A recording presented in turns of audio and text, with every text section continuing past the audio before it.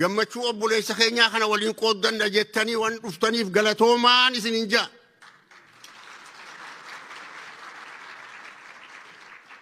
Itti aansee arraan tana innaa gammachuu waan dubbadhullee hin qabu. Ani gammachuun tiyya ta addunyaatii miti ta saba kiyya akkatti walitti qabdu fudhan na gammachiisa. Namni fi hoggaa walitti dhufe wal kabajee wal jaalatee akkatti wajjin jiraate. Adawwiin ni cabti adawwiin Oromoodha. Addaan faca'iinsa keenya fiifi yartuun hundi tuffatte. Wanni ni isiniif dhaamu hadaraa Rabbi wal qabadda wal jaaladda wal mariyadda waliyyaa dogoggorri yoo jiraate irra waliif kutaa. Tanaatu adawwiin irraa cabse. Wanni adawwiin irraa cabsu tana.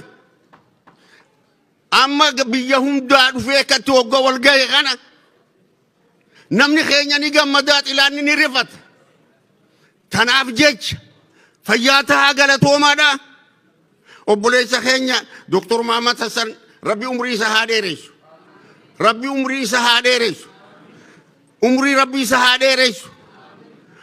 Isa qofaa miti wanni isa illee jeyne akkatti godhe intala Oromoodha. Adde Aziizaadha. Umrii Rabbi isa haa dheeressu. Yoo walgayii Oromootiif deeme wajji deemte walgayii Faranjiitiif yoo deeme wajji deemte yoo tamee shubbaatte yoo eebbifteetti eebbatti kennite neenca dukkana deemu si haa godhu mirgaan gali jettee qajeelchiti. Tanaatu ukkattiisa asiin ga'ee umrii waliin Rabbi isaan haa dheeressu. Ilmaan isaaniitis ahlii tana mara Rabbi isin haa gammachiisu. Gammaduuf walitti dhuftani. Gammachuudhaan warra mana keessanitti bakka teessanitti deebitan Rabbi isin haa godhu.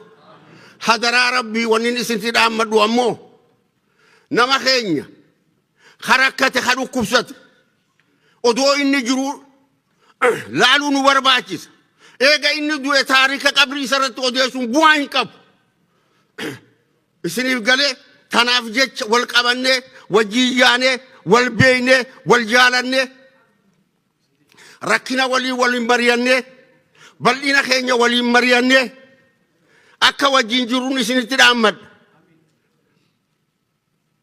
Waan jiru yoo jiraate dogoggora waliif irra kunnee wal jaalanne alagaa ka if hin garsiifne rakkina keenya ka alagatti hin himne ifiif wal mari'anne akka fixannu koreen waan kana qopheessitee akkatti tolchite. Alaamana keessan aboo Rabbi isiniif haa tolchu. Alaamana isaanii Rabbi haa tolchuuf.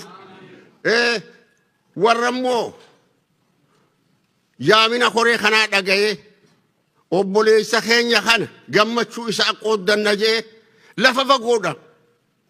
Xayyaaran bararaa makiinaadhaan dhufe. Rabbiin isaa qabu isaan isaa milkeessu. Nagaa Rabbi nutti haa ta'u. Laakiin har'a Aziizaa ana akka kiyyatti Rabbii kiyya qabadhee doktorummaa kabajaa kenneef.